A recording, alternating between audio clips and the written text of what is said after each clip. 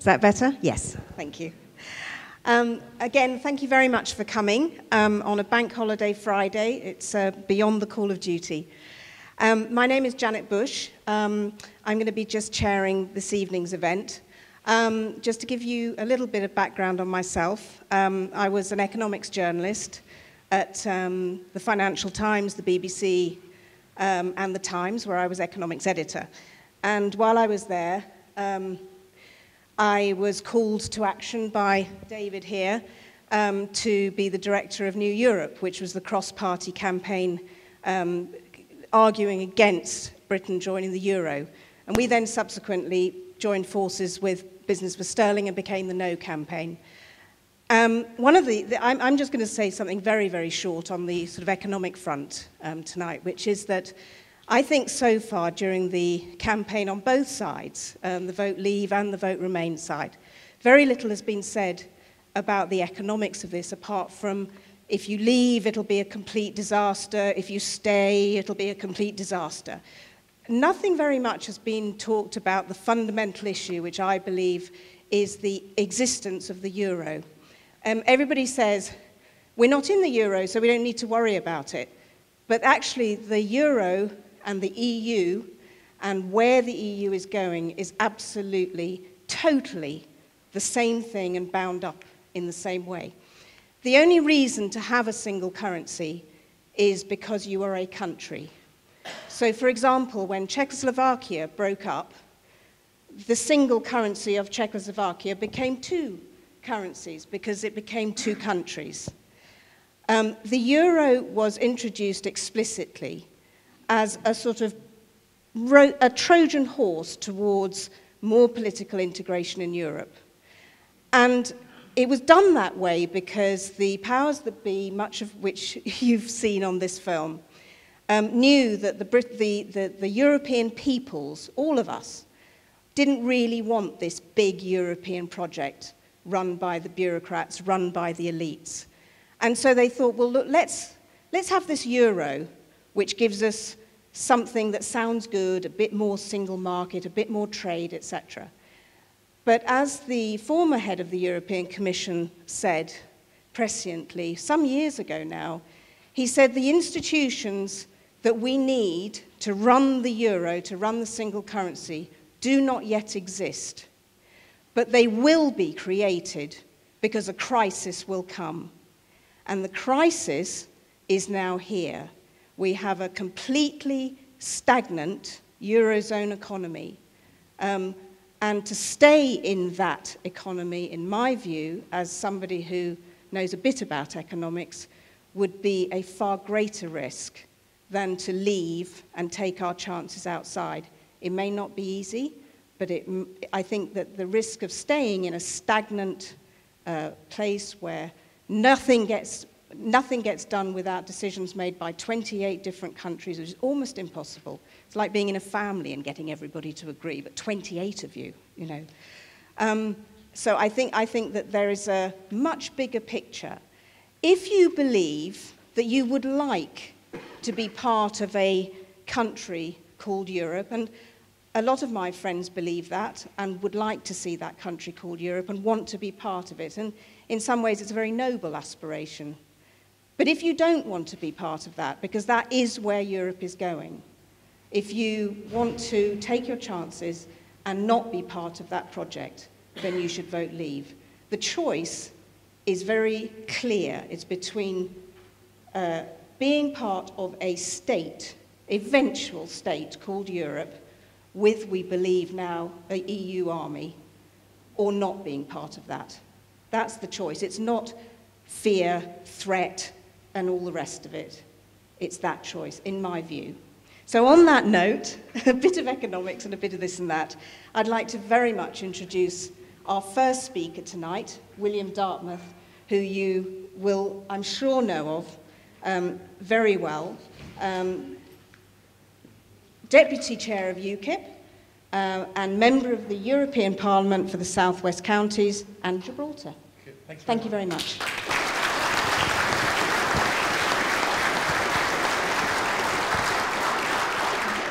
Well, first of all, thank you all very much for coming to be here on this beautiful summer evening. But I do also particularly want to thank, I'm an old timer, so I always think of him as Dr. David Owen and his team.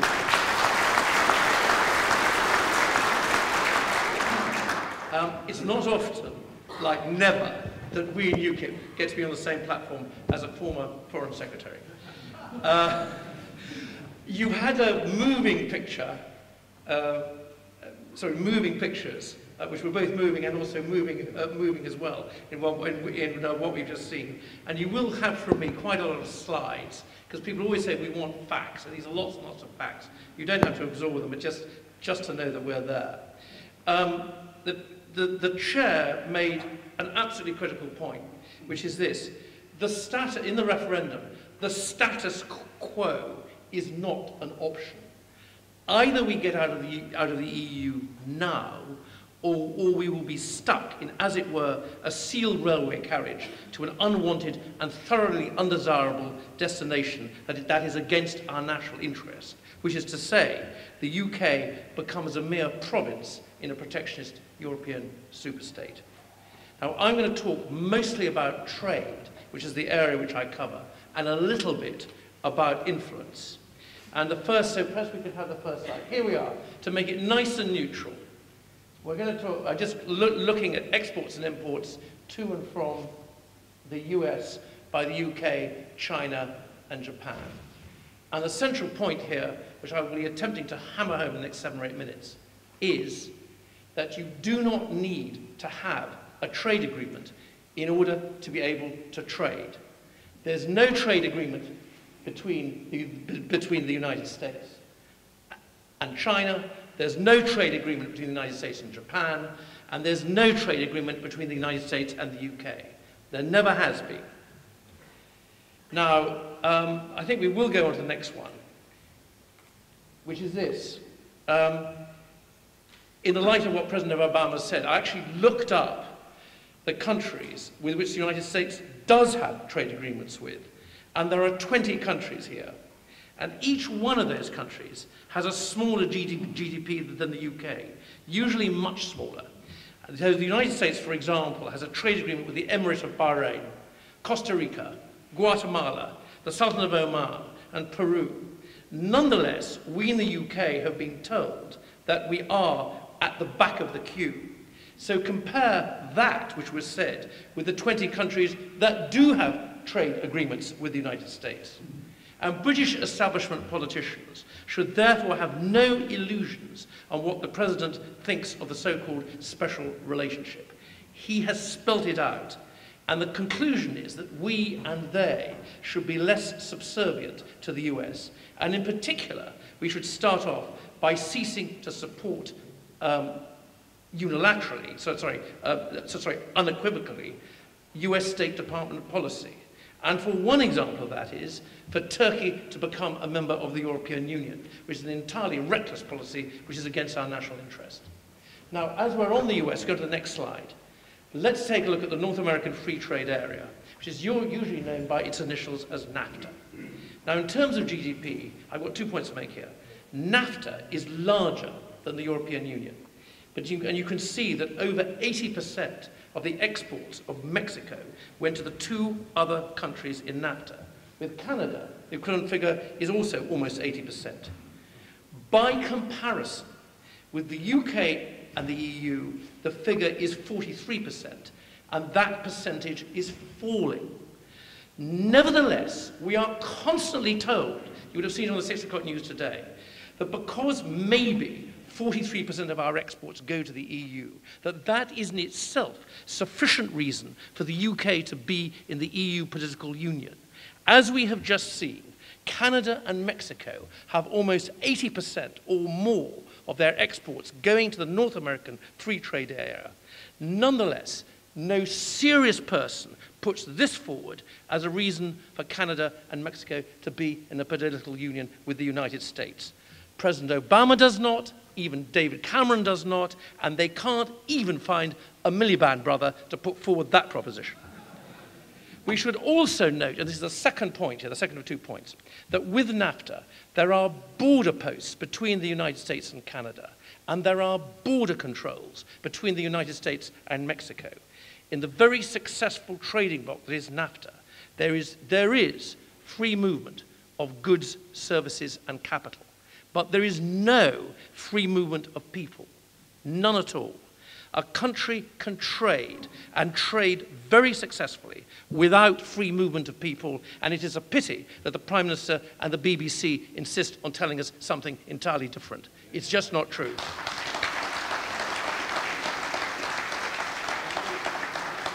Next, please. And this one we're now going to leave out. Oh, yes, no, here one. New Zealand trade agreements. No, we want to leave this. Now, trade agreements. Although they aren't necessary, they are desirable. Now, Chile, to New Zealand, Iceland, to name just 3 countries, unlike the United Kingdom, all have the right to negotiate their own trade agreements because these countries are not in the European Union. They're independent. And to take one example, here is a list of New Zealand's trade agreements. And it's an impressive list, and it negates the proposition, which again you hear put forward constantly, and on the BBC, by the way, that you have to be in a big trading bloc in order to be able to negotiate trade agreements. Chile, New Zealand, even Iceland, all have trade agreements with China. By comparison, the EU does not and will not anytime soon. And there's a reason for this. It's actually much easier and more straightforward to negotiate trade agreements for one independent country and not one of a bloc of 28. The EU Trade Commissioner is obliged to take into account and encompass the interests of all 28 member states, and that is very difficult.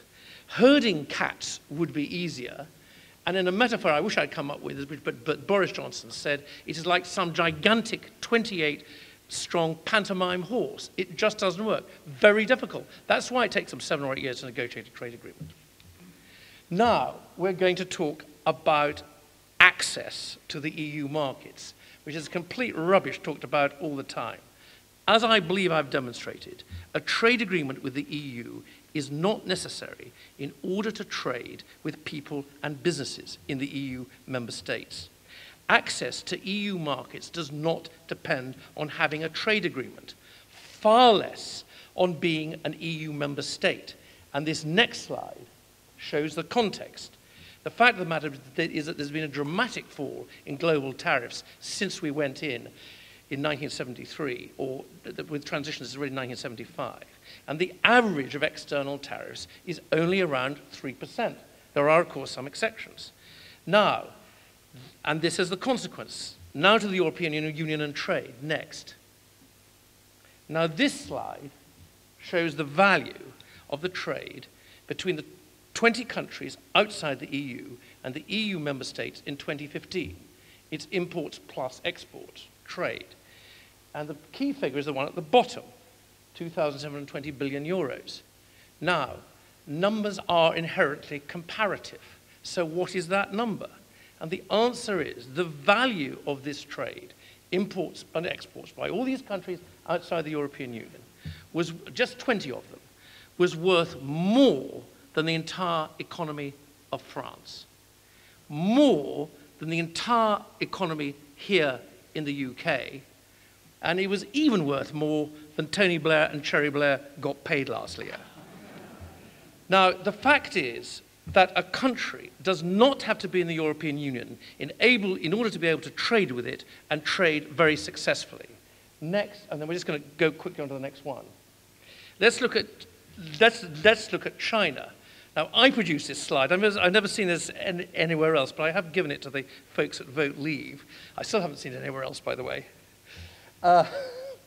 China exports roughly 1.5 times what the United Kingdom exports to the EU in goods alone. So we would, and this is the point, we would absolutely not be leaving EU markets when we exit the EU. It is crystal clear the trade would continue.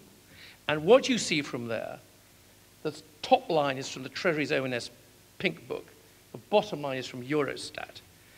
What you see here and what the facts demonstrate is that China, not an EU member, Mr. Miliband and others, and without a trade agreement with the EU, nevertheless has access sufficient to export more goods to the EU than we do it in the UK, and to the tune of 1.5 times. I would particularly draw your attention to the last line, 301 billion euros versus our 190 billion. Now here is another point which confirms this. Can we go to the next slide, please? This is the list of the top 10 non-EU exporters.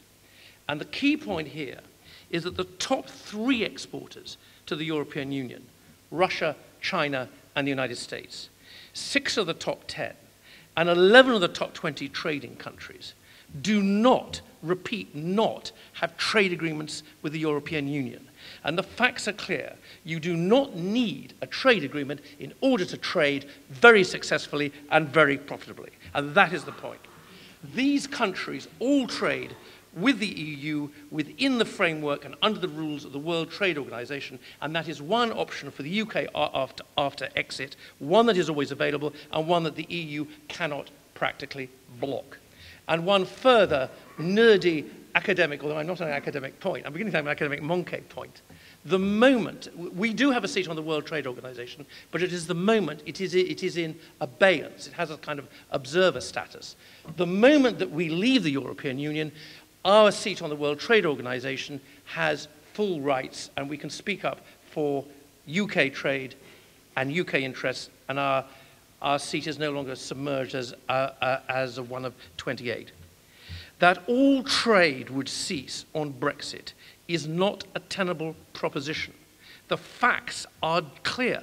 It's just not true. And it follows from that the myth of the 3 million jobs which ought to be lost is just that, a myth. And it is worse than that. It is a deliberate deceit on the electors of our country, and I wish the BBC and others would stop it, and stop it now.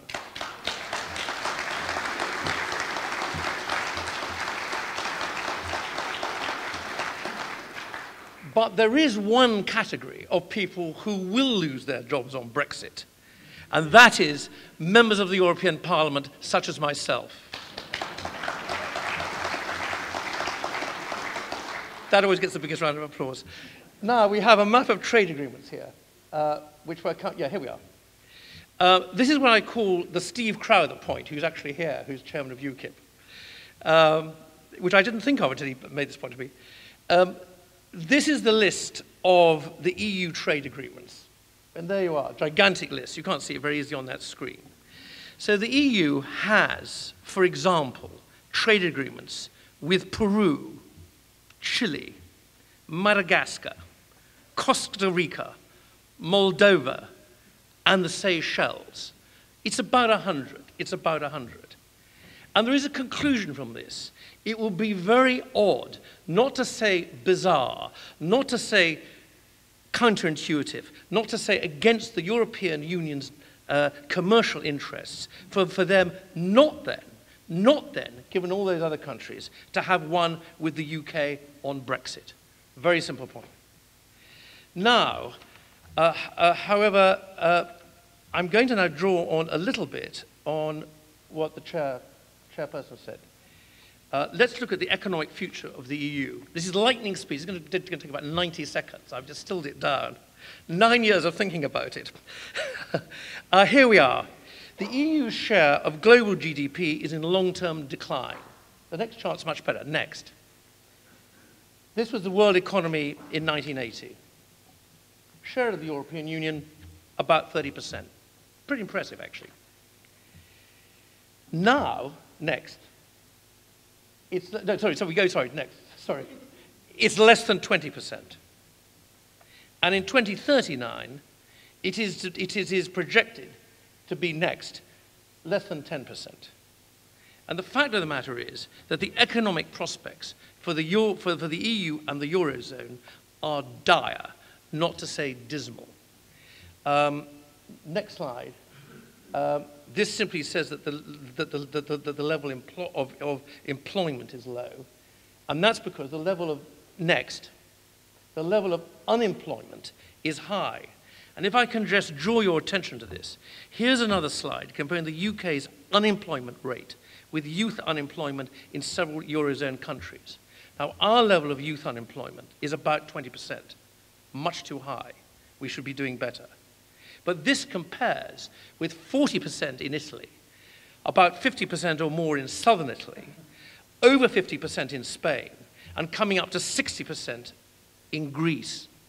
And the fact, if you're a young person in any of those countries, your chances of getting a job are really not very good at all.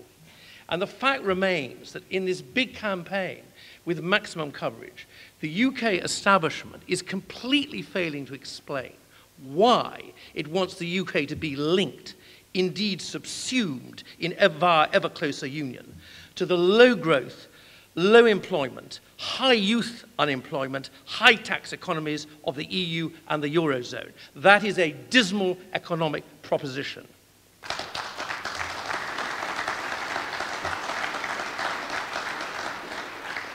Now, one justification often given is the single market, which is touted as one of the benefits of the EU. I just make one central statistical point here. Only about 12.5% of the UK economy is accounted for by exports to the European Union, and that proportion is declining. But nevertheless, 100% of our economy is subject to job-destroying and economically destructive EU regulation. And we saw a fantastic example just now in the film on the environmental and economic disaster that is the common fisheries policy. And that's never satire. And now we're going to quickly go on to the next slide. Most people don't know this. This was in a briefing for MEPs, there's mounds of paper. Somehow I happened to read this one. And perhaps our distinguished chair probably one person who knows this. The EU single market is just not there in services. It's only 5%. Trade integration only stands at 5% for services. And this is in an EU Commission report, which was quoted by what is called, and as a former foreign secretary, in the jargon is called UKIP, which is the UK's representative to the European Union. So it's a pretty falling. So we're giving up all these things for just 5% access in services. Doesn't make it any sense. Now, for a couple of minutes, I'm now going to say, but the establishment claims that all this is justified because we have real influence as an EU member. So let's take a look for a couple of minutes at how much influence we actually have. And there's no more economic statistics in my speech, by the way. So here we are, next slide, MEPs. Well, MEPs are not particularly important, but the UK has just 9.7% of MEPs. And in case anyone wants to know the exact figure, it's 73 out of 751. The point being that the UK MEPs, even if they all vote together, can't block anything. But it's the Commission, which, as it were, is the government, is the real thing. Next. And in the Commission, we just have one of 28 commissioners. And by the way, it's worth noting that in Mrs. Thatcher's day, it was 2 out of 13. Now let's see, just for fun, let's have a look and see where our one UK commissioner sits in this European government, that is the European Commission. First of all, here is the President of the Commission, a former Prime Minister of Luxembourg. And by the way, the population of Luxembourg is, broadly speaking, around about the same as Plymouth, however you define the Plymouth boundaries. And here's the President, a very grand fromage with his private jet. I looked it up, it's a Cessna Citation. And below that, the next slide, here we are. And below him are the 2 vice presidents who report directly to the President of the Commission. Now, are either of these our British Commissioner? I'm afraid not. Let's go to the reporting tier below. This is a bit like an American bank, actually. There is a reporting tier below. And the next slide. And these people, again, they don't report directly to... No, sorry, if we go back. No, yeah, yes, they're the 2 vice presidents. Next slide. Sorry, I spoke too quickly. That's incorrect. They don't report directly to Juncker. They report directly to the 2 vice presidents. And there are 4 of them there. surely one of these must be the British Commissioner, who we are told wields so much influence and for whom we have given up so much of our ability to run ourselves. Surely there's a British Commissioner there. I'm afraid not. So here we are. Here's the final tier with 20 commissioners. And here at last, outlined in red, we see, akin to the fourth sparrow in amateur dramatics, roughly akin to the fourth spear carrier from the left, somewhere between the Slovenian and the Slovakian, our own very influential British commissioner. And there he is. And by the way, he directly reports to the commissioner from Finland, who's actually younger than he is. Sometimes it happens in life, but it's not so enjoyable. He's actually at the fourth level. The fact of the matter is that when you hear the word influence, the fact of the matter is that in the European Union, the UK has no meaningful influence. And the mantra, the chant of influence, influence, influence that we hear all the time from Europhile politicians and their hangers-on in the media has absolutely no basis in reality at all. We have no proper influence and we never will have.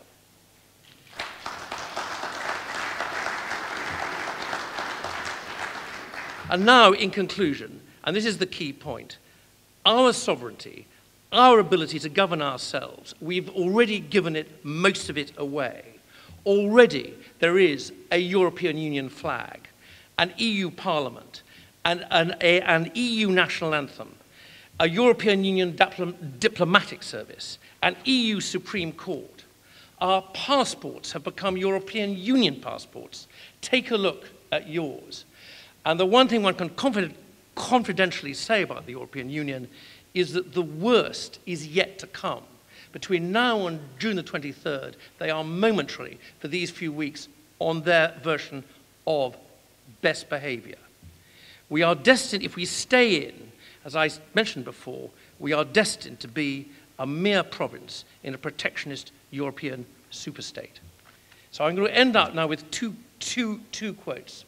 On the 400th anniversary of Shakespeare's death, in one of his more obscure plays, Richard II, there's this great phrase, that England, that was wont to conquer others, hath made a shameful conquest of itself. But the last word, because we are talking about economics, must go to Winston Churchill, which is up there, I wish it wasn't actually. If Britain must choose between Europe and the open sea, she must always choose the open sea. And I hope on June the 23rd we do make that decision. Thank you very much indeed.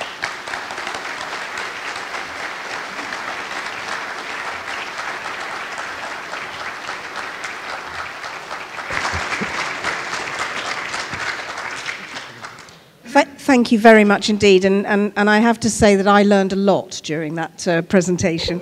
I didn't say at the start when I was introducing William Dartmouth that he's the author of the recently published book Inconvenient Truths About UK Trade and the EU, and 3 pamphlets which you might find interesting: Britain and the EU, A Dysfunctional Relationship, The Truth About Trade Outside the EU, and Out of the EU into the World. And I'm sure they're extremely good because he was at the Harvard Business School.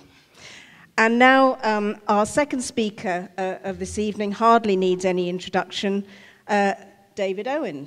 Many, many years MP here in Plymouth, served as the Navy Minister, Health Minister and Foreign Secretary, co-founded the Social Democratic Party and was leader of that party from 83 to 90. From 92 to 95, served as EU peace negotiator in the former Yugoslavia, and now sits as an independent Social Democrat in the House of Lords. On this issue, David is convinced that we should leave the EU because the EU direction of travel towards the United States of Europe and the lack of reform within the EU is no longer tenable. David.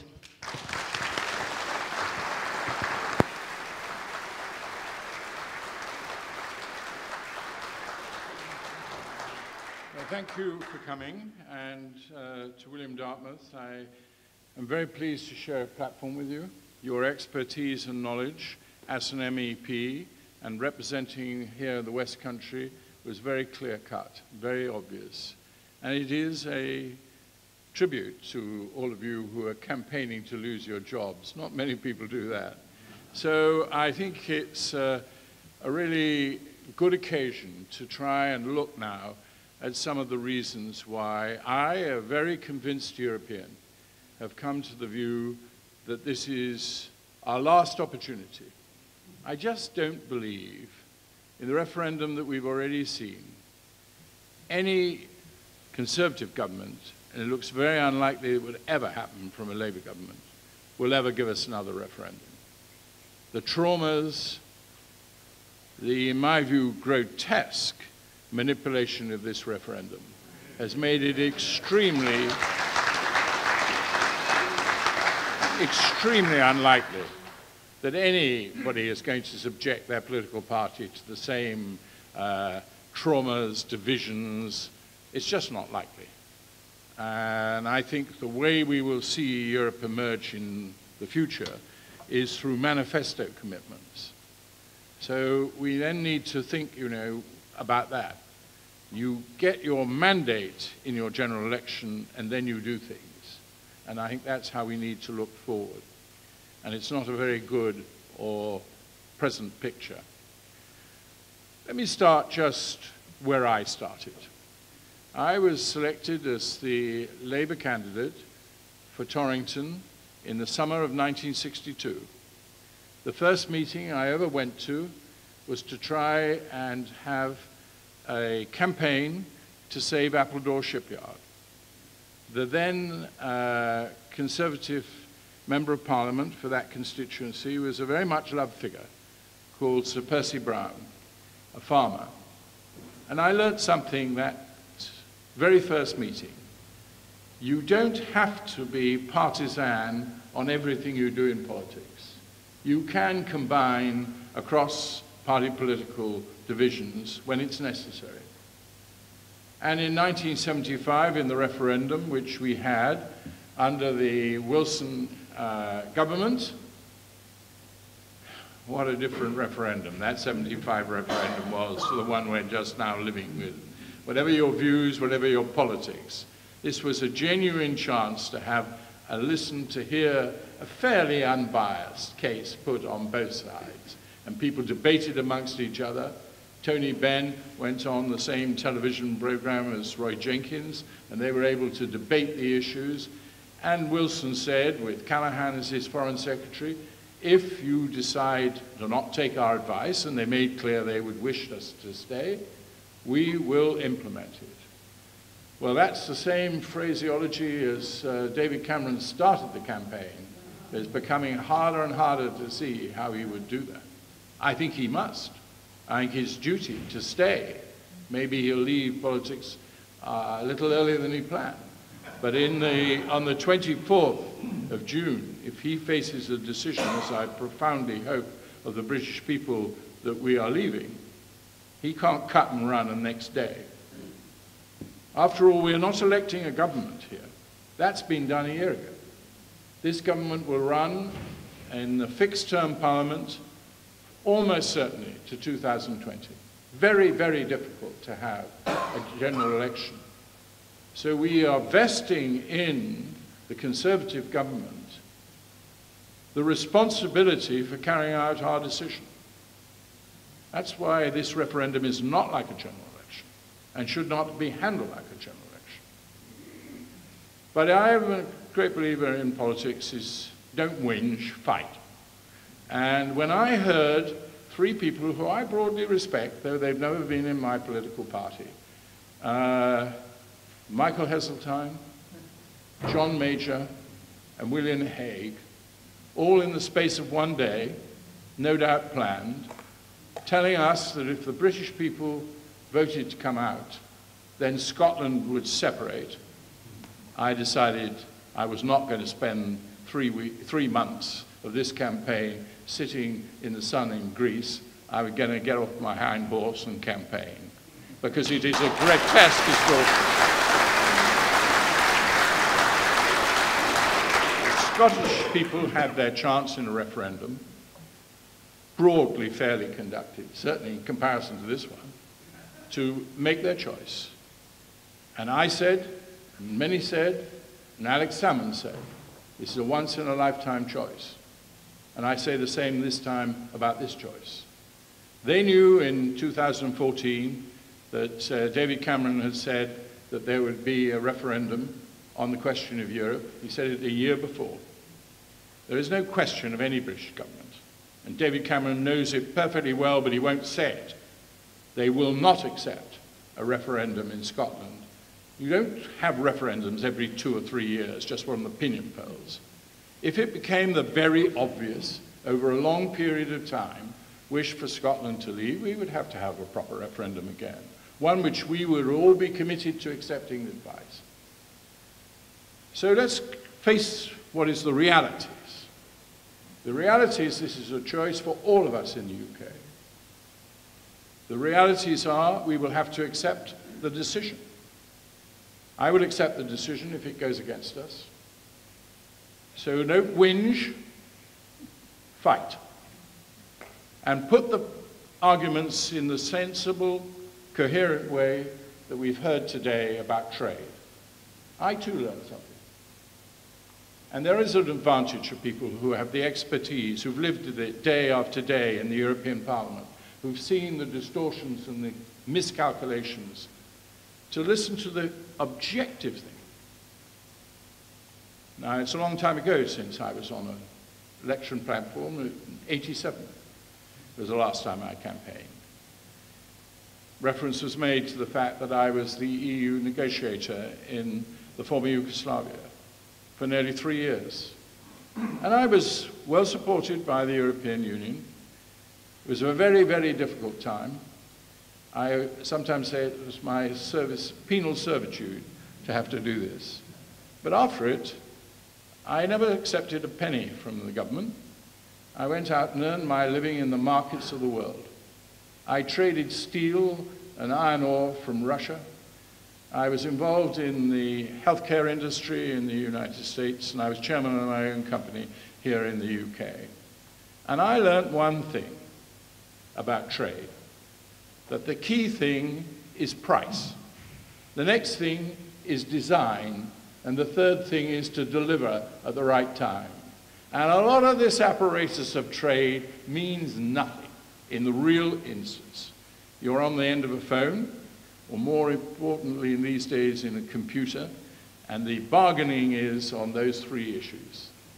And that is why this country has been, over many centuries, great traders, great world traders. And I refuse to accept that this country cannot do it again. There may be some difficulties. But also, let's face it, every action we would take would be according to the treaties. The treaty I hate most, actually, the Treaty of Lisbon, because it allows for a procedure for this country legitimately to leave the European Union, and it doesn't happen next day, or it doesn't happen next month. There's a 2-year transition, and if you have agreement, unanimous agreement, it can be extended year by year. I don't personally think that it makes any sense to have a negotiation that goes on longer than 3 years, because a year after that, we'll be into a general election. And so the British people have the right to believe that this government will honourably listen to us. If we vote to leave, that vote will have to be reflected in the British cabinet. I hear David Cameron telling us in Parliament that on day 1, I will sign the Article 50 that takes us out. No, Mr. Prime Minister. If we vote on the 23rd, the Cabinet and Parliament will decide how we handle those negotiations, not you.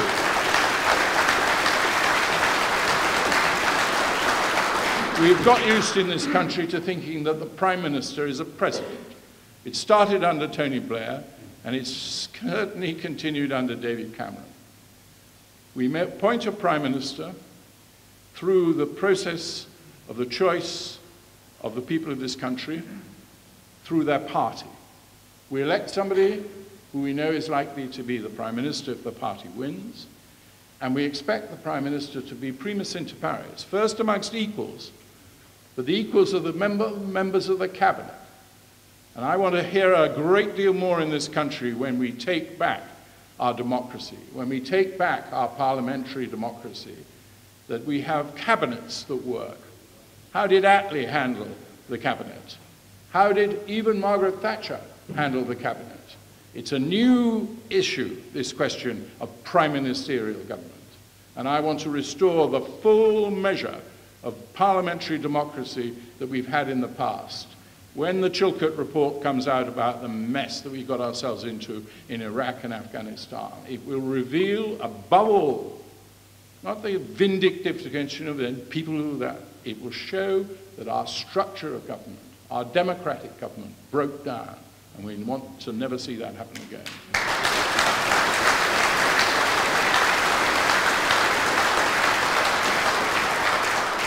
Come back with me to Appledore in 1962. Some of you have been there. Lovely little village. You go down a steep hill down to the bottom, and there's a fantastic port. In 1962, it was packed with fishing boats. It historically has been one of the great fishing ports of this country through the centuries. A few weeks ago, the last fishing vessel, the Hannah Marie, was shipped across the seas to Denmark. And the whole of the ray fishing industry, which is in the Bristol Channel, has dramatically changed. They're still fishing for them in Milford Haven. But where do the majority of the boats come from? Belgium. You saw that tragic figure. Unbelievably moving, I thought, to watching those small numbers of boxes and realizing the hardship that has hit the fishing industry, and you can still see it if you go to Grimsby or you go up through the coast right through to Scotland. I remember in 1992, I always get my years wrong, so I'm sure I'm wrong on that, 1972, I'm allowed a few licenses now at the great age of 77, going to Norway at the express invitation of the Prime Minister of Norway, because he wanted a young Labour person to go and argue why they should join the European Union. And sitting on the same platform with me, it was a man I'd much admired, Willy Brandt, who has been the mayor of Berlin in all those difficult years and the Chancellor of Germany, and had spent times in Norway, exiled, self-exiled, because of him being a social democrat from Germany and Norway. And you know, I suddenly realized I was in the wrong meeting. The hostility of the Norwegian people to this young pup from UK coming and telling them what they should do, but even more, it was felt about Willy Brandt. And I spent the whole time saying, of course, I'm not here to tell you how to vote. I'm not here to tell you how to vote. After saying it about 5 times, somebody said from the back of the hall, well, why the hell are you here? Now, one of the more unattractive aspects of this referendum is the number of people who from foreign countries have come and told us how to deal with it. And I don't know about you, but when Boris Johnson took on President Obama, I was pretty pleased. Now, you know, Debbie, many of you in this hall know her. She's American. And she's an Obama mama. She supports everything he does, and she's a great supporter. But when she heard him say, "You'll be at the back of the queue," like a good American, she laughed and laughed and laughed. Because in America, you're at the back of the line. And she knew then that that speech, those sentiments had been direct from number 10, direct from Cameron. Come and help me in this crisis. And when you were puzzled why all these heads of government and all these people pile in from the international bodies, you have to understand it. It's the world I used to live in as Foreign Secretary. There's a trade union of heads of governments and foreign secretaries. You work together, you scratch my back, I'll scratch yours. And basically you don't interfere in other people's countries unless they ask you to, beg you to come into them. And that's why you're meeting this thing. To actually get up and say Britain should leave, you wouldn't actually be insulting the Prime Minister of this country, you'd be having problems with the other 27 members of the European Union. So this is actually a moment to put that whole thing in their perspective. They're coming here often to protect their own interests. And I think we need to take this into account. And just for a short time, I'll deal with fishing and then I'll try and deal with a few other issues. Because I think it is important to remember, we're pretty fortunate here in Plymouth. The ups and downs of our fishing industry have been tragic to watch. But there have been ups, and we're in an up phase now, and we've got an extremely efficient industry in this city of Plymouth, and with some very considerably talented people who've invested and made it successful. But how much more successful it could be if we were outside the EU. Now, nothing is going to totally change. You know, we have traditional fishing rights with France going back centuries, and other countries too. Although it's tempting to think of the map, that we'll have 200 miles of water all around the island suddenly returned to us, no, it won't be like that. We have to work within international agreements and arrangements. We all know that the fishing industry is very delicately balanced, and if anybody goes out there without some form of overall sustainability, we'll outfish and then we'll get nothing. I see that in my house in Greece, where I fish these days more than I used to do in the Plymouth Sound. And we've fished out large parts of the Mediterranean, sadly. So we can't, and on conservation too, and young people desperately interested in this whole industry. How do we deal with whales? What do we do with the shark industry? There's a whole real commitment to trying to protect and conserve the seas. And we have to work internationally on that. But the difference, the thing to understand, is that Britain will be there as of right managing quite substantially parts of this international agreements. The whole thing will be different.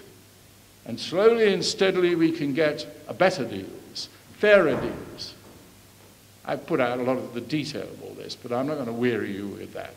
But it is very important for the fishing industry that they should know that some of us understand the complexities and the problems of it. But we here have one duty, which is to stand by this industry, which was one of the great industries of the West Country, and say to our people here, this is one thing that is dramatically going to change down here in the West Country.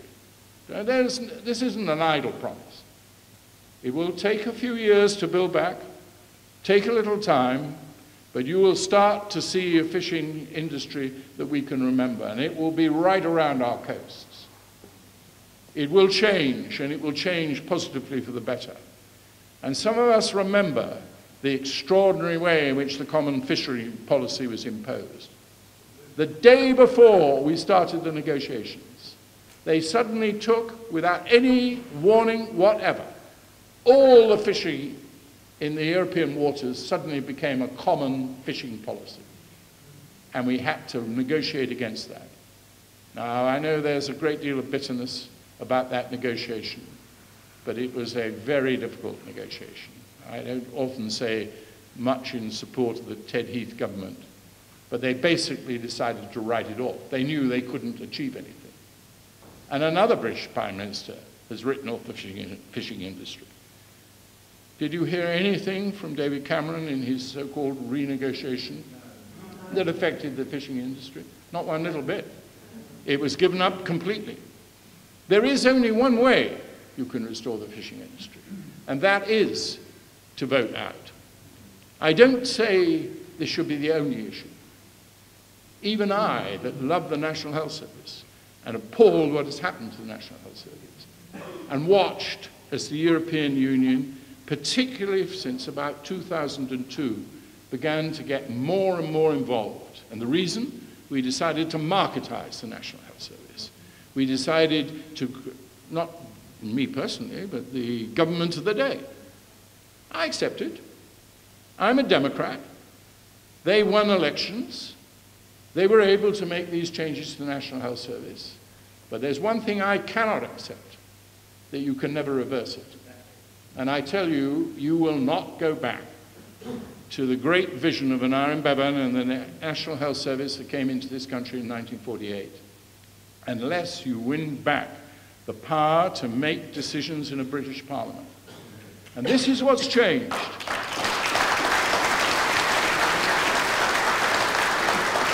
Barbara Castle said to me in the 1975 referendum, she was my boss. We had different views about politics. She was further on the left than I was. Though I must say, I now find myself further on the left than the mainstream of the Labour Party, but that's another thing. But she said to me, David, this common market will eventually penetrate the National Health Service. These common market rules will stop. I just scoffed it. I said, Barbara, you're grotesquely exaggerating. Nothing will happen. And nothing did happen until the license for it came from within our own political system. Okay, that's right. But you see this happening and this new treaty they're trying to agree.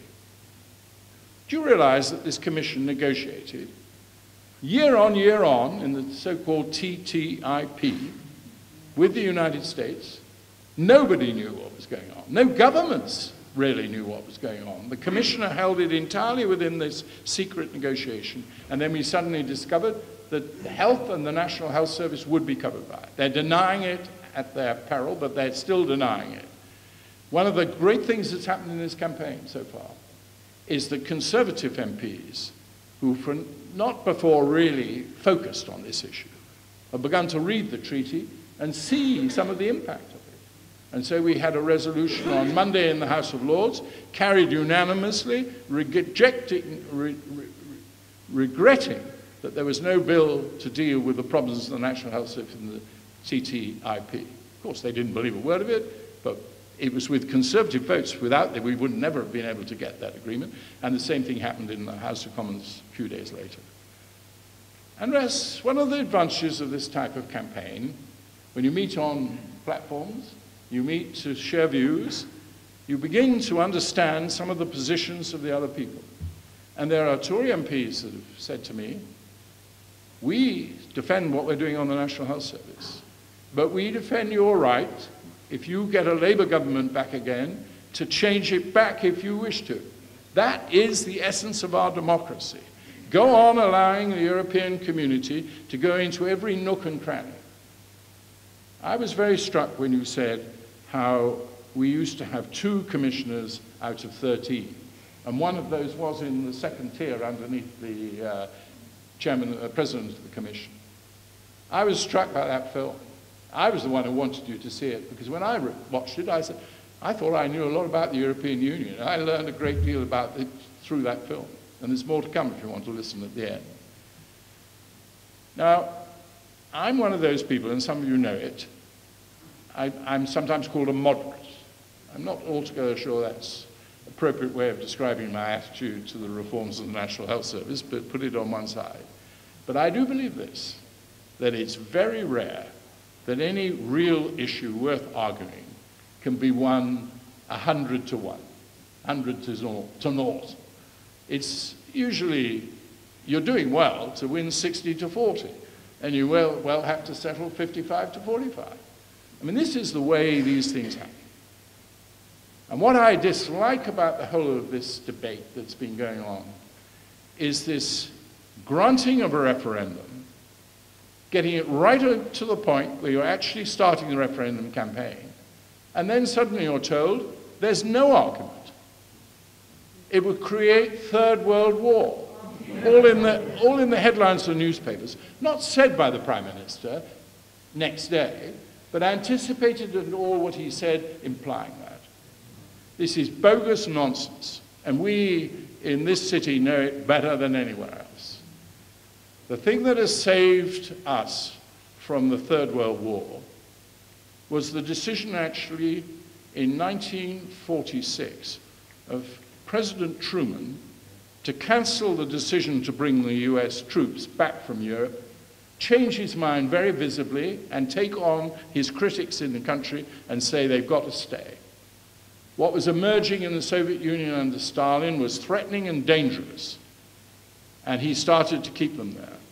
And then there were the achievement of NATO, 2 great statesmen, one of them General Marshall, who had been the real man behind the US military drive, staying close to the President Franklin Roosevelt, giving up the chance of military command in the field, which every general wants. And we had a similar man in Alan Brooke, Viscount Alan Brooke has later thing, who stayed with Churchill all through the war and like a good, tough Northern Irishman, argued with Churchill in 3, 4 o'clock in the morning. Now that man Marshall was matched on the British side by Ernie Bevan, a remarkable man who was born actually illegitimate in Somerset, and one of the greatest political figures this country, in my view, has ever had. And I say to you, they built NATO, and that is the finest military alliance that anywhere in the world has seen. Remember, when the League of Nations broke down, it broke down because Woodrow Wilson couldn't convince Congress that he could commit to real serious peacekeeping because they would not accept that there could be control of their forces by anything other than the president. NATO overcame that. NATO gave us Article 5, which allows us to go to war to save the member states if their independence is threatened and challenged. And I say to you, to try and pretend that the European Union has been the thing that sacrificed and made great strains. We paid 9% of our GDP towards defense after that war, when we were still extremely weak. All through the 50s and 60s, we held serious forces, which made it possible for NATO. We're not going to be told now that the saving of the war, of Third World War, by a person who wasn't even a boy during it. And then I heard from the Prime Minister the use of the word moral. Now, we all know what happens. You brief moral, but the reverse of it is immoral. That's the point I can't take any longer. I'm not prepared to take that those of us who wish to leave the European Union at this stage are immoral.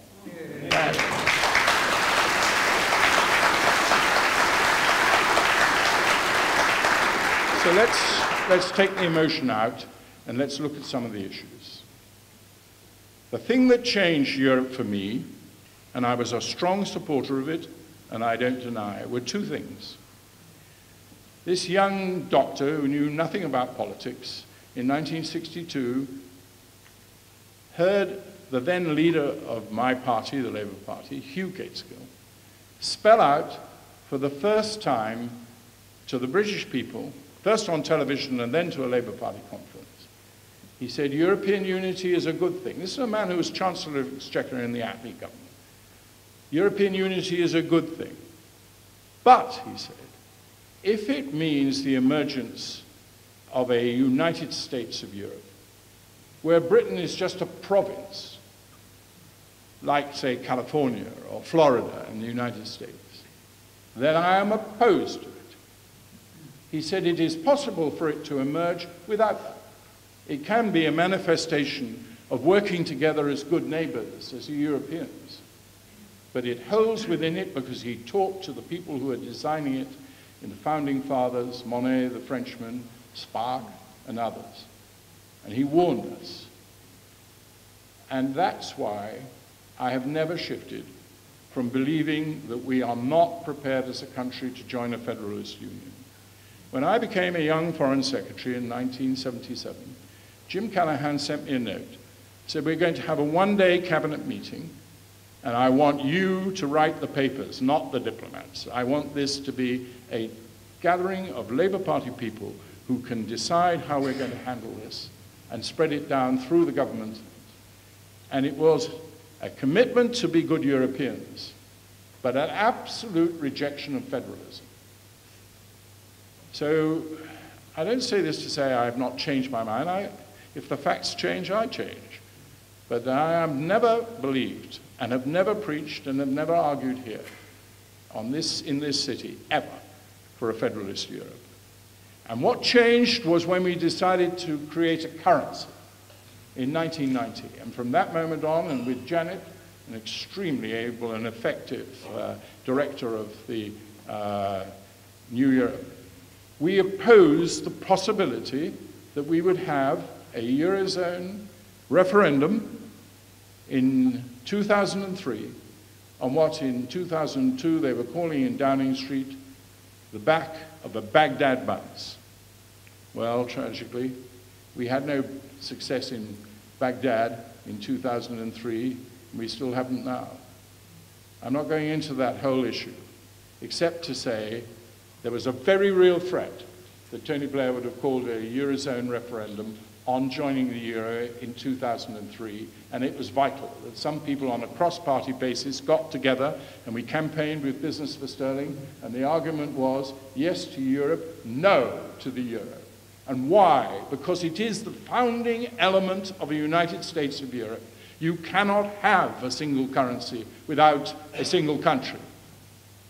I profoundly ask you to look at that. Look at the history. Charlemagne, the first empire that they tried to build in Europe, they had a currency. It collapsed. There's history pages are written about creating currency unions across a number of countries. And there's an end result. They either merge or the currency fails. Look at how America, how long in time they took to develop a single currency. Over centuries. They had dollars with different denominations in different states. They had a civil war in order to create the United States of America. Now, I think we've got to be aware of these facts. There is no appetite, it seems to me, on any opinion poll you look at, in the British people to go into the United States of Europe. And I don't believe that this is prejudiced or bigoted or any unpatriotic or any of this stuff. It's just, we know what we love. We know that we have built a democracy here that works. We lived for years, some of us, waiting for our party to have power. We do eventually have an alternation of power. And on balance, you get it right. I've been kicked out of government twice. 1970 and in 1979. I didn't appreciate it at the time, I want to make it quite clear. But it wasn't more than a few weeks when I began to ponder, well, maybe the electorate got it right. Think of that great victory for Labour in 1945.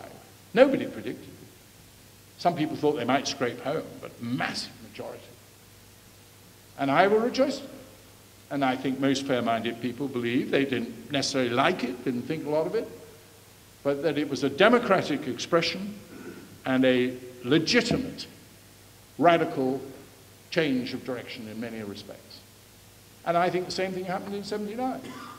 I think the country did see that the trade union power had to be dealt with. I think they did see that we had to earn our living in the markets of the world, and we had to be more competitive, and we had to be more effective and efficient. Now, I never liked the Tory government, but I think it's part of the general British tradition that when I now go in through the lobby of the House of Commons from time to time, I'm not a great attender, I have to tell you, in the House of Lords, which I consider rather illegitimate since you're not elected.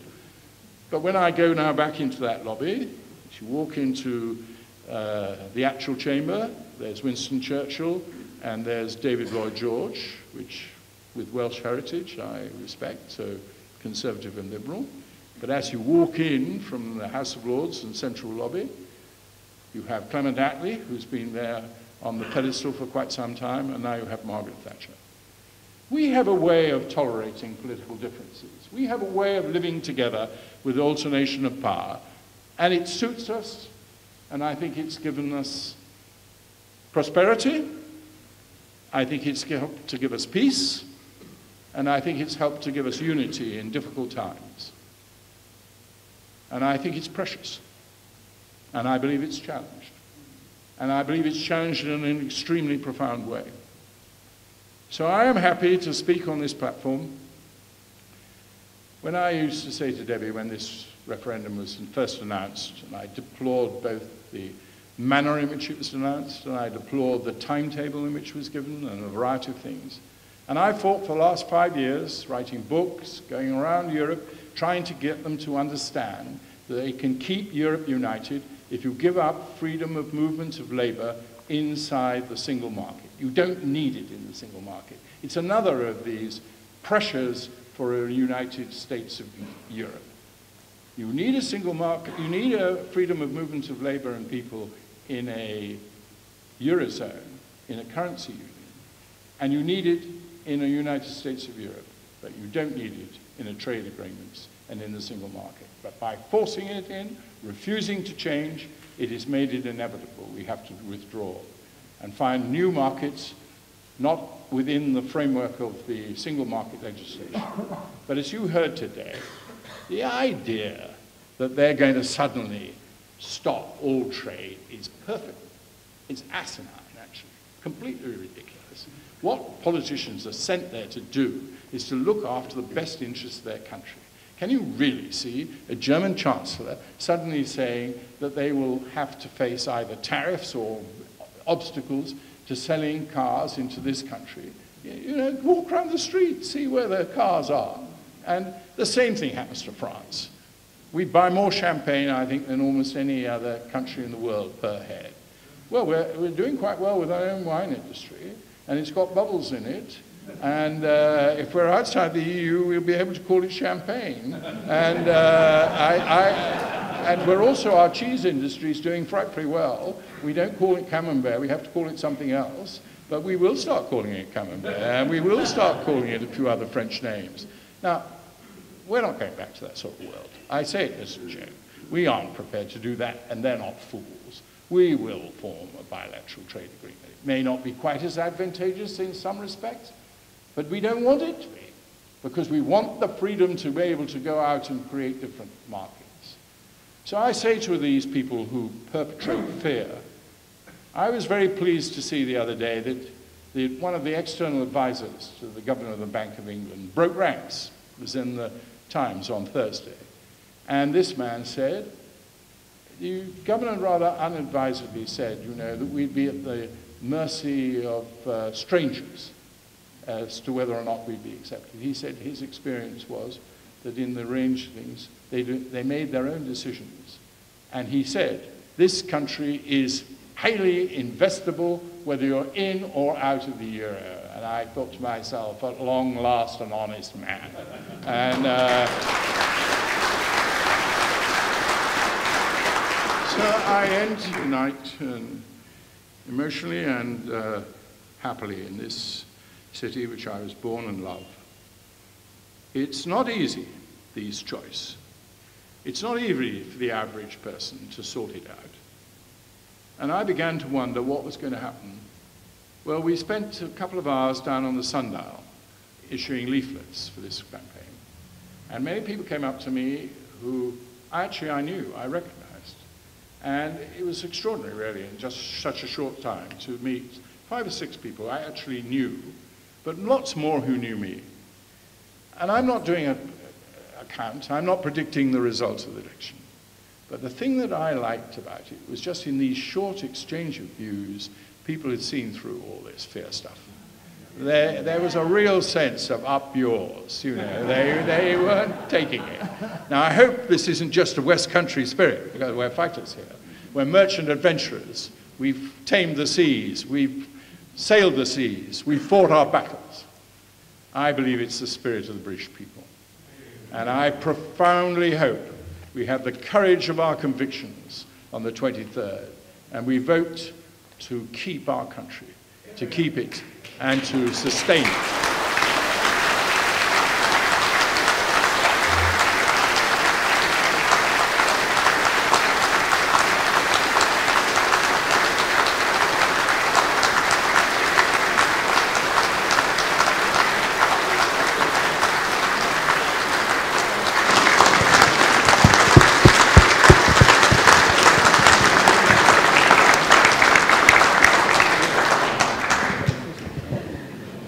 Thank you very much indeed. I got quite emotional as well. None of us up here actually know when this meeting is ending. So I think we'll do some Q&A until everybody gets hungry. So can I now open this to the floor and ask if there's any questions for either of our wonderful panelists? The gentleman at the back there, please. Thank you. Thank you very much.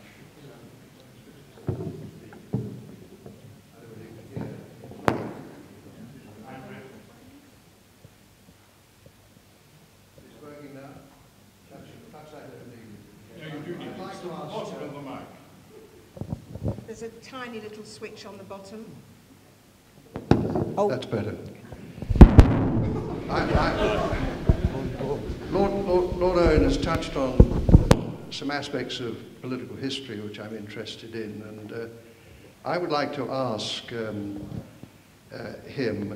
in particular how on earth we could have made such a fundamental error of judgment in joining this thing in the first place, and in actually turning our backs on the Commonwealth and EFTA, the European Free Trade Association, which we helped set up. And what he thinks we can now do, apart from coming out of the blooming thing, what he thinks we can now do to rebuild these relationships. Well, I was party to it, and I may well have been wrong. But I do think we have to ask ourselves, what was the question that we were asked? We called it, actually in the referendum in 1975, a common market. Roy Jenkins and Edward Heath were controlling the, if you like, the designated group for saying yes. They actually wrote in this that the talk about monetary union was over, that was sidelined, that was not going to happen. And in retrospect, that was the wrong judgment. And I think that both of them went on, of course, to argue passionately for a single currency. And I think that they must answer to some extent for that issue.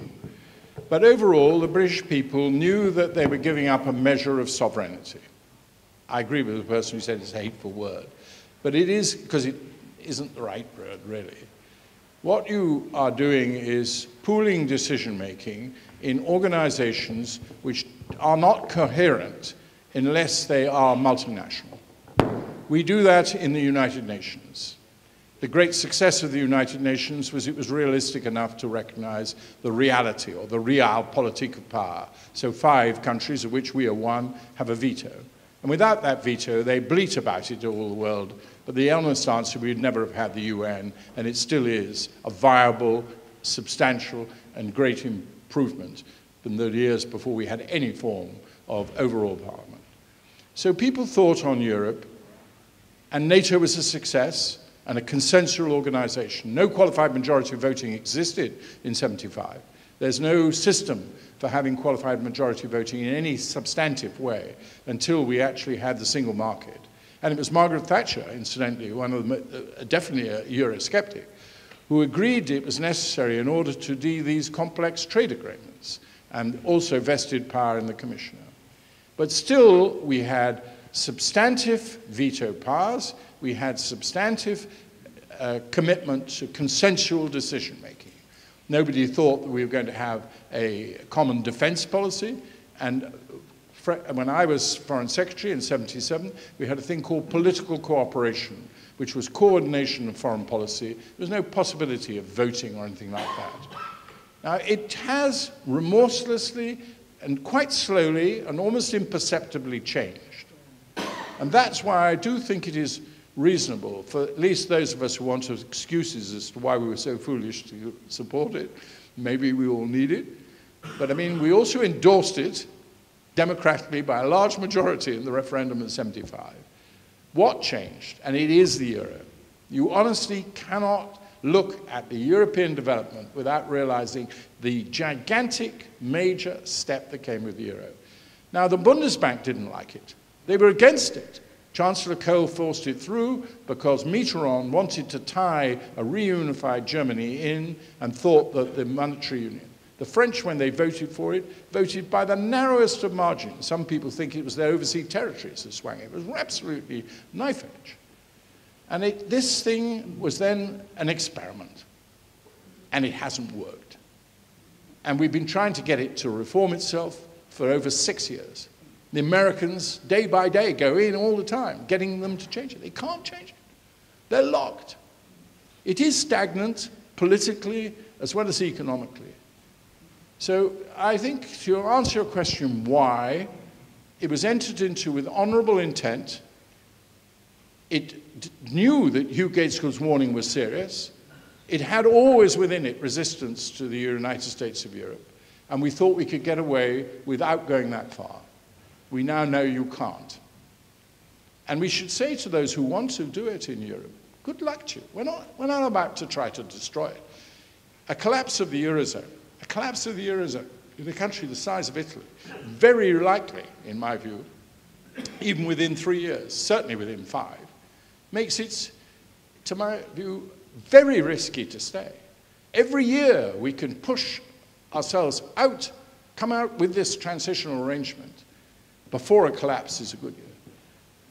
I prefer the former governor of the Bank of England's advice. Read his book. It's an extremely good book, Mervyn King. And in it he says absolutely clearly, the euro crisis will continue. That means we've had it since 2010 and it's going to go on. A euro collapse is inevitable unless you create the structures of a United States of Europe which could support it, and probably by almost definition, much smaller than the current 19 Eurozone states. So that's it. That's the change. You may have been right in 1975 and voted no, and you have the entitlement to tell us all, I told you so. And we must accept that. And we've all of us had to rethink, but never be afraid of changing your mind. It was Keynes who said, if the facts change, I change my mind. And the facts have certainly changed.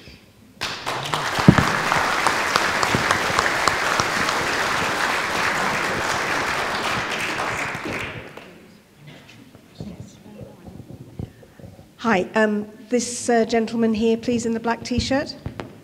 Thank you very much. I suspect that we all know that, and you know as well, that everyone here is virtually already converted. I see some young faces, not that many, with all due respect to the rest of you. How can we convince the young people of this country to do the right thing at the time of the referendum, please? Well, actually, I'm of pensionable age too, actually, so I've got to say that.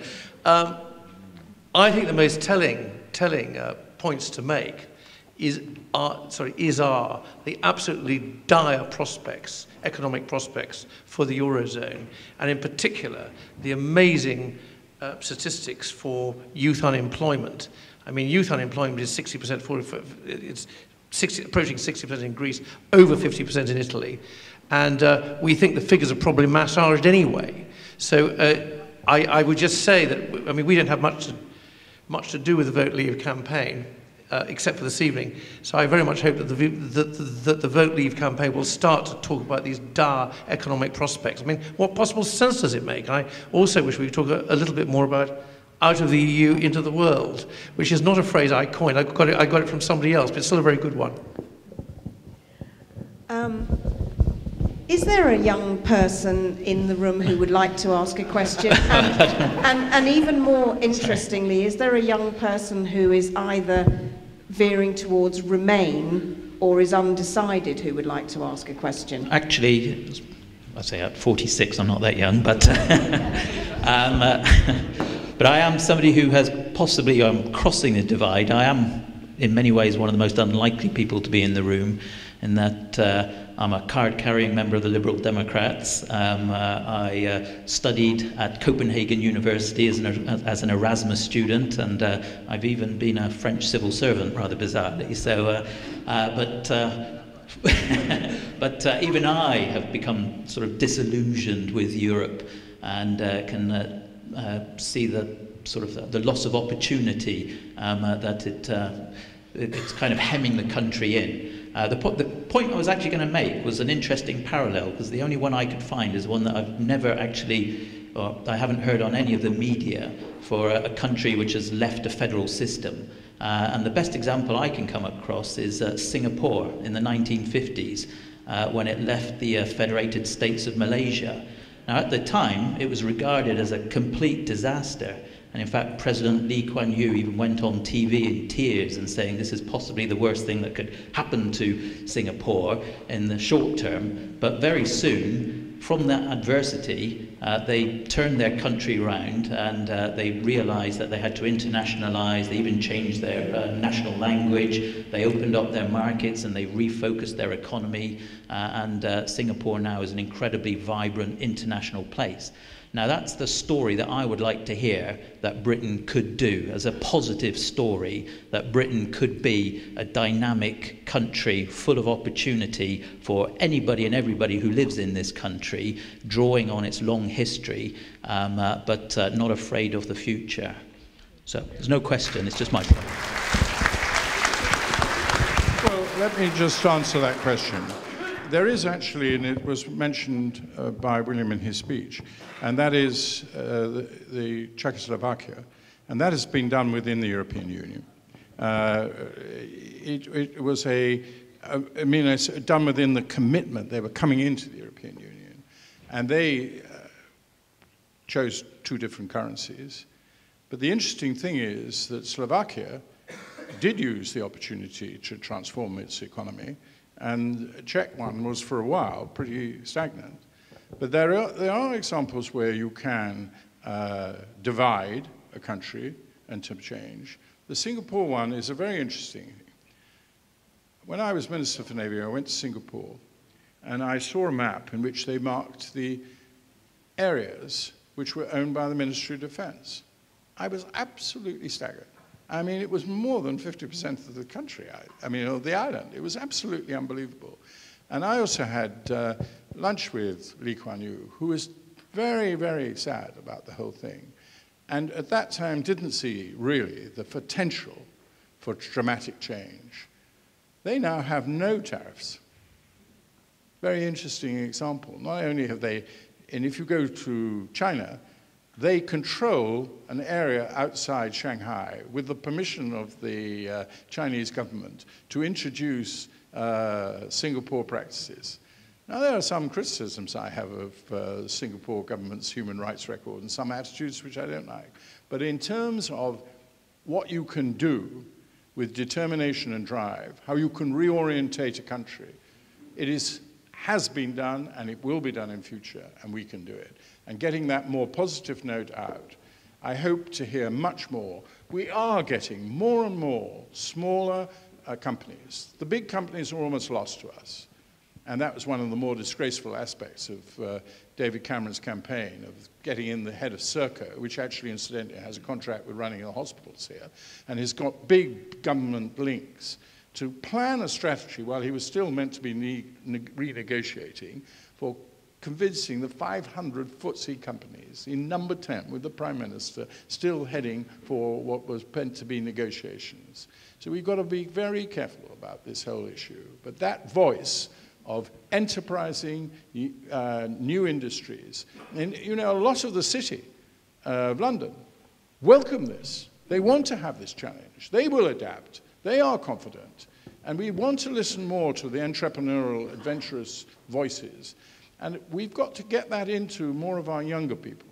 And that is a challenge for us, and I think it's right to hear more if there are people who want to speak. Yes, I think that there is a person there who's wanting to speak. Your turn. Hello. Oh, God, it's quite loud. Okay, so I'm a student at Plymouth University, and I'm studying international business. So obviously I can relate to some of the economics and the trade statistics that you put up on the board there, which have been really insightful for me. In fact, actually steering me towards the Leave campaign. However, I am aware, which you haven't touched on in this talk, which is obviously the options that we have for when we actually leave. So obviously we've got the examples of the Swiss bilateral accords and the Norwegian ones, and then there's obviously free trade agreements. So obviously I just wanted to put my question here so it's a bit more clearer. So how can we be assured that if we vote leave, that we will take the right Brexit model? Sorry, well, I've actually advocated a particular Brexit model, which is in the UKIP manifesto. I don't think anybody much read it outside my immediate family. But for the record, what we advocate is WTO. We actually basically say that the various models which you've actually put forward, Norway, Switzerland, Canada, and so on, none of the above. We actually advocate a WTO model in the first instance. But then following on from that, we do run, which I didn't mention, because it's well known, we run an absolutely massive trade deficit with the EU, which is not so good from the point of view of a mercantilist policy. Torbay would have strongly disapproved. But it's very good if you want to negotiate a trade agreement. So I would summarize our position is saying that we actually have a specifically UK trade agreement, although it's not necessary. And there's 2 points there. One is because it's not necessary, we're more likely to have it, as anybody who knows in business will know. And secondly, because there's a strong commercial imperative. It's in the interests of companies in the European Union for there to be a EU-UK trade agreement. So although it's not necessary, in practical terms, nonetheless, it is inevitable. That's our position. We should have we'll have a tailor-made trade agreement. I think it would be good to have to find an undecided voter or somebody who would like to remain or is uncertain. This gentleman here on the edge, and then that gentleman there, please. Thank you.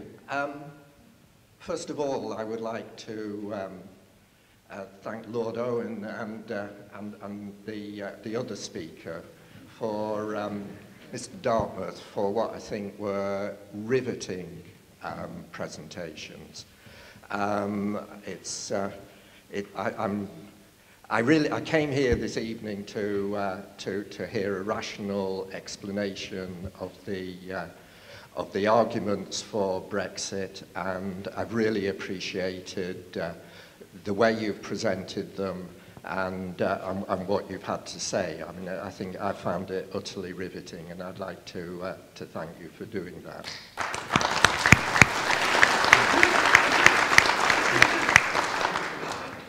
However, what I didn't think was worthy of the general presentation of today, of this evening, the personal presentations, was the easy ridiculing of European institutions, which was presented in the film that was shown beforehand.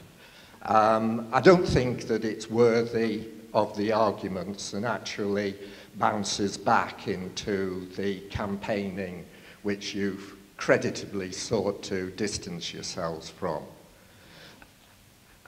I think, on the Remain side, because I rather like European institutions. And I like them because of the checks and balances that they've introduced.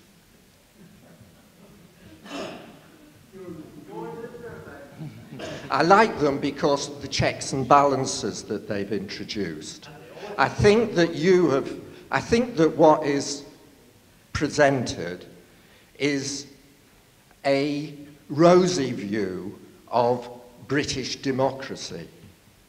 And for me, we have a democratic system, if not broke, is very, very flawed. And I'm not convinced that within our system that we are able to achieve the changes that you have described.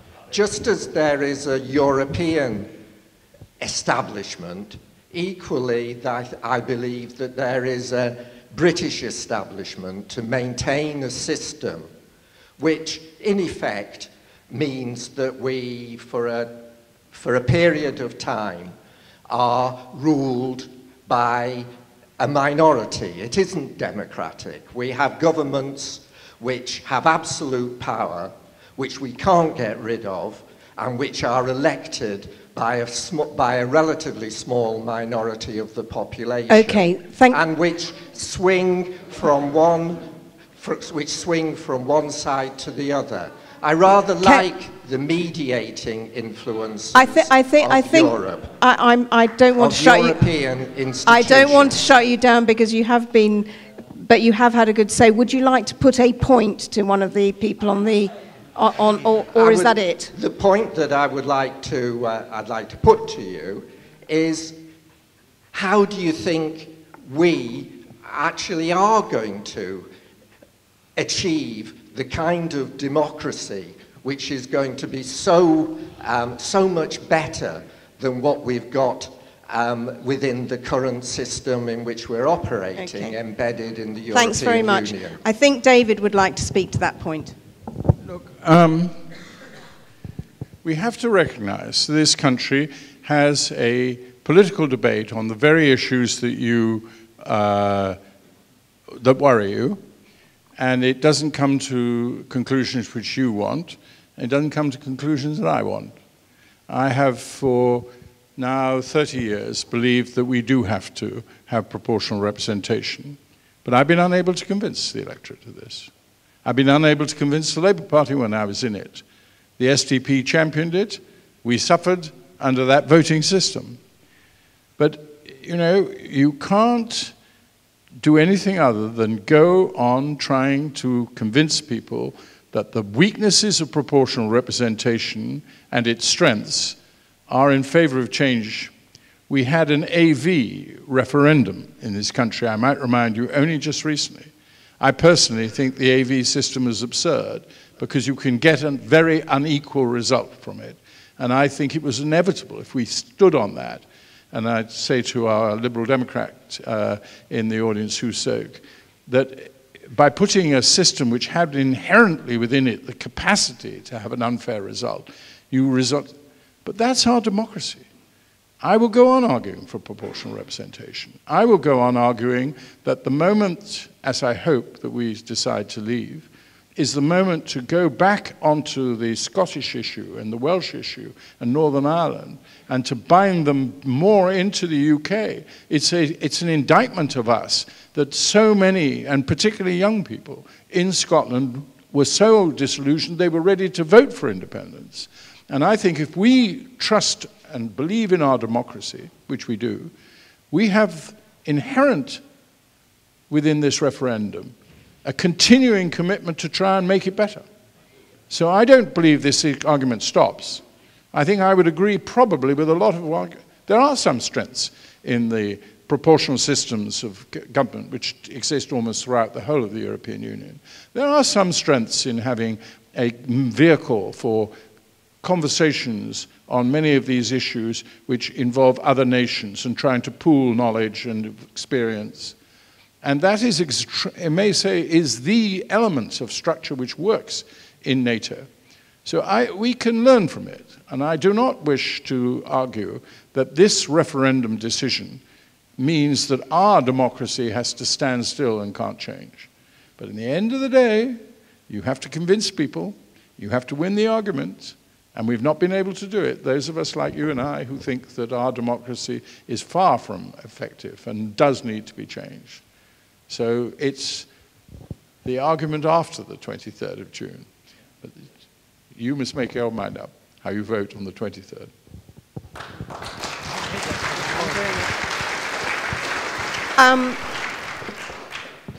This gentleman in the front row first, and then I think that there was a gentleman over there after that, please. Dr. Owen will remember that when Michael Foot so proudly published the Labour Manifesto in 1983, I forget what it was called, Conservative Central Office sent somebody round to buy one copy for every Conservative candidate to send to them and dismember, right? Now, in the same spirit, I urge everybody to buy the London Review of Books, which has just come out. This is the publication that the editor, who's still the editor, said that, I'm not quoting her exactly, that the US got what it deserved on 9/11, right? And there's an article in it by a man called Jan Werner Muller called Brewerop. I haven't read it all yet. It's literally hot off the press. And it describes Britain as Europe's sullen child. And everybody should read it and show it to people because it's just pure gold dust for our side, right? It is vicious and deeply unpleasant. He's an academic at Princeton, this man. I'm sorry, I forgot to say who I was. I was the agent for the Labour candidate in Devon excluding Plymouth in the 1989 European election. He was a terrible candidate, and I was an even worse agent. And we still got 20% of the vote, incredibly. You know, that was a long time ago, and this is now. But please, buy and read it. Will you be voting Remain or Leave? I will be. I'm not just going to vote for Leave. I went to the Guardian meeting on the 5th of November 2014 about UKIP, and I said to them, look, I'm supporting UKIP, not because I think Nigel Farage would make a brilliant Prime Minister, but because I want to break up the Conservative Party, I want to break up the Labour Party, and now I don't just want to leave the European Union, I want to break it up. Excellent, thank you very much. I think we have somebody here who would like to ask a question. Okay. Oh, that's fun. So, I have essentially become quite disillusioned with politics in general, and I'm from Northern Ireland, so one example of bad democracy, just like there. But essentially, it comes down to me, should I put my faith more in British democracy or European democracy? And I have to admit, I have been disappointed with how Europe has handled the refugee crisis, but there's frankly no easy answer to that. So just as a statement to try to convince me, how would you ask me to put my faith in the British and people and how we run our country versus like solidarity with a number of others in the hope of getting a better future state?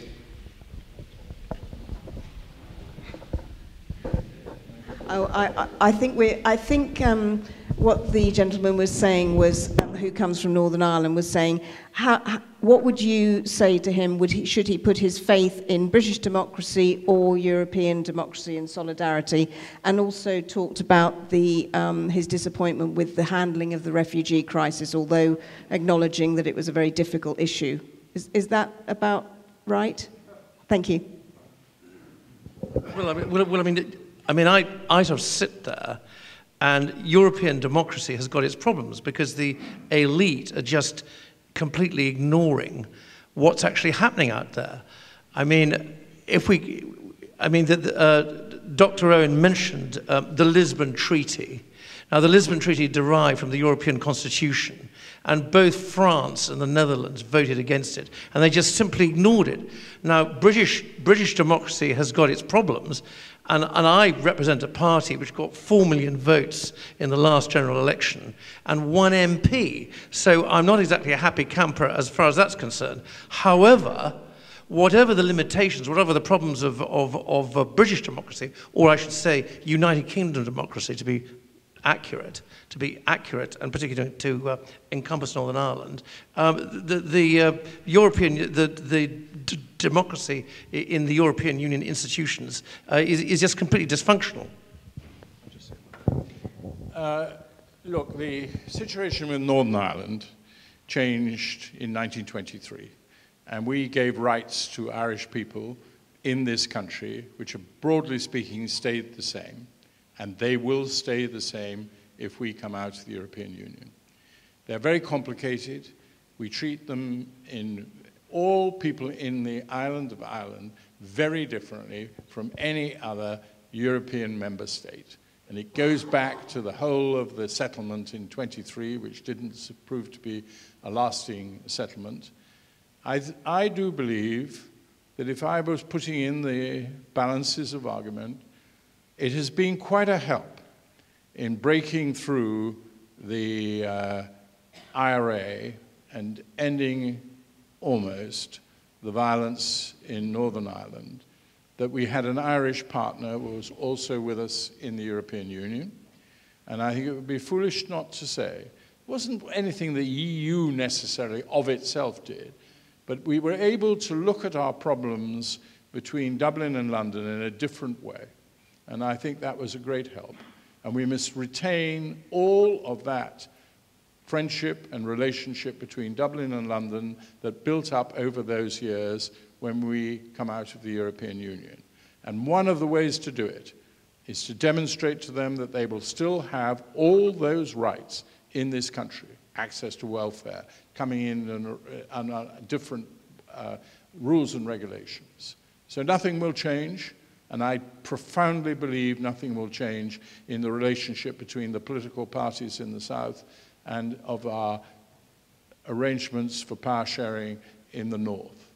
So of this issue, remain or leave, I see no difference, whichever way you vote, in the way that we will deal with the problem of Ireland, which is still with us, not by any means totally solved, but heading, thankfully, in a much better direction than it was. And sometimes I make some criticism of our politicians, but I believe John Major really started a big movement towards solving this problem, and I pay tribute to him. And also Tony Blair made a very considerable contribution, perhaps one of the best features of his prime ministership in dealing with Northern Ireland. And the two parties, the three parties, Liberals too, have shown on the handling of Northern Ireland a degree of bipartisanship over the last 20 to 30 years, which I hope we will start to see working together in handling the transition out of the European Union. I just want to do a tiny bit of housekeeping before we take, I think, 3 last questions. I've been asked to tell you that, if you want to visit the Vote Leave shop. Shirts, mugs, lanyards, car stickers and posters, the last 2 items free of charge. That's it. If anybody wants to stay after the Q&A has finished and watch the rest of the Brexit film, you're very, very welcome to stay. So I think we have a gentleman there with the glasses, the lady in blue here, and then the gentleman in the brown. Oh, sorry. Okay. You both had glasses. I'm very sorry. No, please. Sorry to confuse you. No. Please, you go first, then you, and then I think we'll have to call it a night. Sure. A quick comment and a question. I mean, I'm a German speaker as well. I'm a proud Brit, but German speaker.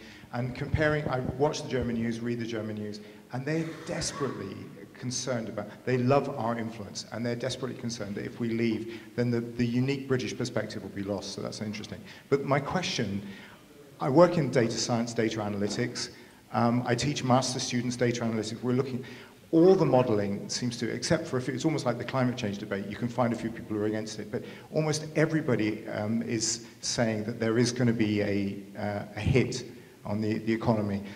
Are all these institutions and economists just in the pay of the EU, or just putting crappy assumptions into their models? Is there anyone who's being honest about this? And then do we give up economic modeling? Well, I said I had some involvement in modeling way back. So look, let's try to be objective. We come to these issues, most of us, with, to some extent, prejudices. It is very hard for anybody in this area to cut themselves completely off from this. We must not get into the habit of always saying everything that you don't like to hear is wrong. There's usually some truth in every criticism, and that includes of ourselves personally. And I think we have to have that degree of rectitude. The problem is, and I think it was very well demonstrated, was in the answer to a question about why the Treasury model hadn't looked at the other side. They said that's the responsibility of the people who went in the leave. But the very issue of taking something from the Treasury is they serve us all. and they should have been modelled the other option. And this is what is so grotesque in the performance of the government. And there are two people who are responsible for this. There are three, actually. The first is the Prime Minister, the second is the Chancellor of the Exchequer, and the third is the Cabinet Secretary, who's given an overall brief on maintaining the independence of our civil service. Now, you cannot use the model Treasury. If you want to put it, this is the Chancellor's view, that's a political view. But once you say the Treasury, and similarly for Madame Lagarde and the IMF, there is deep unease in these organizations about the way that this has been handled. And objectivity, certainly from the Treasury, has not been there, and many, many other government departments. That is our objection to it. Now, I do think that there will be a difficult period. It's very hard to know what will happen. That is why I've argued that the Prime Minister should stay, that the government should not add to our problems by having a leadership election in the Tory party. I think that would be... The problem this is an issue is that David Cameron said all through the Scottish election that if it was to come out, he would stay as Prime Minister. We now hear from diaries and others that he actually intended to leave. I say again, I think it is his duty to stay. And I think we've got to look at this whole question of how we get into this position. It's not easy to model options. And we have all here said that there are options. Why I'm very against signing Article 50 on the 24th of June is I want to look at these options.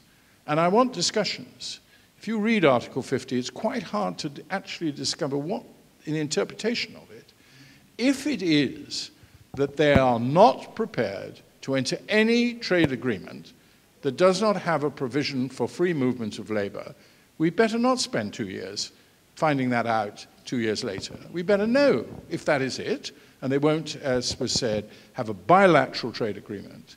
And the UKIP position is very similar to vote leave. It is to go for WTO and add to it bilateral agreement with the EU, who are our closest neighbors, on whom we have agreed in the single market a whole raft of issues, and to take out those areas of common agreement and leave aside one of the big areas of disagreement, which is freedom of movement of labor. That's what we have to find out. So it's very hard. And so we have effectively said no to the Norwegian model, which does mean carrying on freedom of movement and also paying in a sum of money for it. I'm perfectly prepared to pay my fair share of a bilateral trade agreement if it involves a bureaucracy that has to be. I don't think it need no. So this is the trouble. It is very hard for these people to do it. But they put up the options which we've all said we won't do. And then they put WTO with no bilateral agreement between us. And we're told that it won't happen. So it's very difficult to model something which is ruled out. At the moment, the European Union is saying there will be no deal. We hear this vindictive talk. I think it's all nonsense. It usually comes from commissioners or people who are involved in the bureaucracy of the EU. I haven't yet heard it from a grown-up, adult politician elected from a country that has actually got a substantial amount of trade with this country. So we need to find that out in the next few months. And only when we know that in principle they're ready to have a bilateral trade agreement without freedom of movement of labor should we sign up for Article 50. I've never said this before. Personally, I think we should be much more blunt now in the next few weeks about this issue. And we should take on this area which has been deliberately left vague. And I think that this is my own feeling now. It was not possible in the last 4 months, last 2 or 3 months, with this hysterical debate. Now it's quite clear that we are still level pegging effectively. We've withstood this barrage. We're in this process of PERDA, where hopefully will be a rather more imaginative debate. And I think we should spell it out. It is actually quite clear. If there is a serious prospect of a bilateral agreement, we will enter into discussions. If there is no possibility of a bilateral agreement, then we will have to look at other options. And that is, what can you do within the WTO? And there comes, you could almost call it the Singapore option. It is possible to live in a tariff-free world, you know, and it would be bold.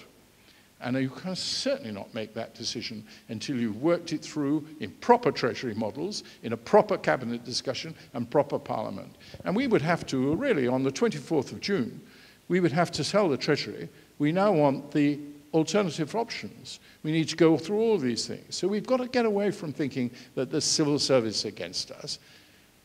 The person who decided what was put into the Treasury model was Osborne. That's the facts of life. It was not a proper Treasury analysis. I am sad, I can say it no higher than that there hasn't been a principled resignation yet from the Treasury.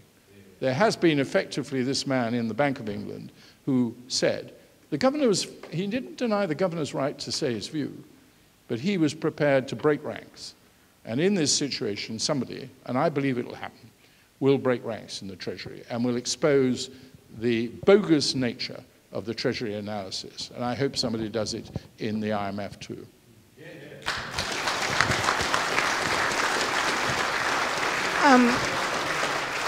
I think because of the time, I'm going to have to just make it you and this lady here in the blue shirt, and that'll be it. Thank you. Please make your point. For some time, I've had the feeling that when the Prime Minister speaks, he doesn't come over as entirely convincing.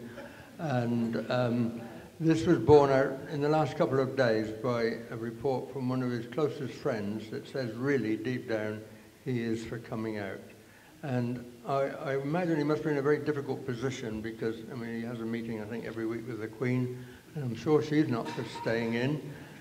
And he's in a very difficult position because the strings are being pulled, but I think deep down he would be in favour of coming out. And I think this lady here is our... Thank you. I came as a don't know, leaning towards Remain, but I came because I know that David Owen was a believer in the spirit of the European Union as a community of friends, which is kind of where I come from. And my question was, what made you change your mind? Well, I think you've answered that to a large degree.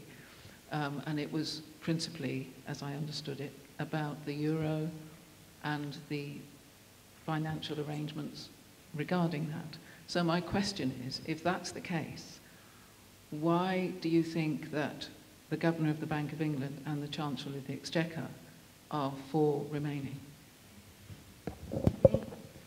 I don't know Osborne. I know he was against the euro tactically in the positioning of himself, and so was Cameron, and so was Haig, and so were many of these people on the Conservative Party who decided to come out balanced. I don't want to get into the idea of interpreting their views. They must stand on that. The Governor of the Bank of England is more complicated. The Governor of the Bank of England in certain areas is independent, and he is in statutory required, I think, to give some measure of his judgment. And I asked a friend of mine who is a solid and has a lifetime belief that the economics of the European Union make no sense at all and wants to come out, what his view was, and he watched the governor give evidence in the select committee, and he thought he'd been reasonably fair. So I have not attacked the governor. I think he used the word recession. I think that was unwise. Recessions are very difficult to predict. And you can be temporarily into a recession. It only means that you've got no growth for 2 successive quarters. And our own economic performance isn't marvelous at the moment anyhow. So you could be tipped into this. So I think that was an emotive word to use, which personally I think he shouldn't have done that. I also think he was very foolish to say this statement about we're dependent on the goodwill of strangers. But it's very difficult for a public servant. So I personally am not going to criticize the governor, but he's running pretty close to the edge. And I watch him pretty carefully now. My tolerances of his statements. When I heard that he intends to come into this thing now in the Purdah period, I think it's outrageous. The Purdah period must apply to the Governor of the Bank of England. It can't apply because our rules can't apply to the IMF. But just as the European Union have kept back their discussions about military matters into our referendum, so normal good taste would mean that the IMF should stay out of it. And furthermore, Osborne should be asked by the Cabinet Secretary to write a letter to Madame Lagarde to ask her not to come in with a statement during the Purdah period. There is heading up for a major row on this issue. And the Cabinet Secretary has got bad form on this. He opposed a Purdah. It was pushed on him by Parliament. Votes disowned his view and David Cameron's view. And there was an insistence in the House of Commons across the parties to insert Purdah, which we've had in all our general elections. And so they kept the period down to the shortest possible time. So watch it. If you're still not made up your mind, might be a good issue to assess about what's happening. Okay, so I hope I've answered your question. Well,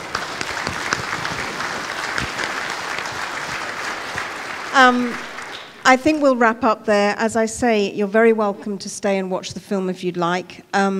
Just a huge thank you to both our speakers, and obviously, more than anything else, to you for coming and listening to this discussion. Thank you so much for coming.